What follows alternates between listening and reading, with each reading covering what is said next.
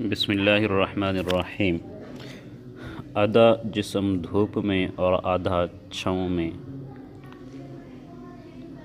اس کے بہت سے نقصانات بھی ہیں، اور اس کے ساتھ ساتھ میرے آقا صلی اللہ علیہ وسلم نے بھی فرمایا، حضرت بریدہ رضی اللہ تعالی عنہ سے روایت ہے کہ رسول اللہ صلی اللہ علیہ وسلم نے دھوپ اور سائے کے درمیانی جگہ، یعنی آدھا جسم دھوپ میں اور آدھا سائے میں ہو، اس سے بیٹھنے سے منع فرمایا۔ تو رحمت للعالمین ہمارے حضرت محمد رسول اللہ صلی اللہ علیہ وسلم نے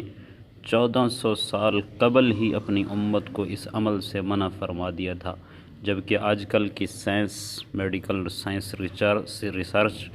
اور تحقیق کے بعد بھی اسی نتیجے پر پہنچی ہے کہ آدھا دھوپ اور آدھا سائے میں بیٹھنا طبی اعتبار سے سخت نقصان دہ ہے، اور اس سے جسم میں خون کا دوران غیر معتدل اور بگڑ جاتا ہے، جس کی وجہ سے کئی طرح کی بیماریاں اور امراض لاحق ہو سکتے ہیں۔ تو اپنی حفاظت کیجیے اور حدیث پر بھی عمل کیجیے،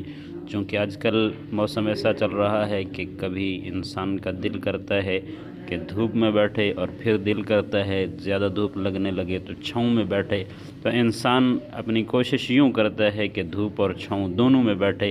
اس سے حضور صلی اللہ علیہ وسلم نے بھی منع فرمایا ہے، اور اس کے ساتھ ساتھ طبی اعتبار سے، میڈیکل سائنس ریسرچ کے اعتبار سے بھی انسان کی تکلیف انسان کے جسم کے لیے، انسان کی طبیعت کے لیے ناساز ہے۔ تو حدیث پر بھی عمل کیجیے اور اپنی طبیعت کا بھی خیال رکھیے، اپنی صحت کا بھی خیال رکھیے۔ اللہ تعالی ہم سب کو عمل کرنے کی توفیق عطا فرمائے۔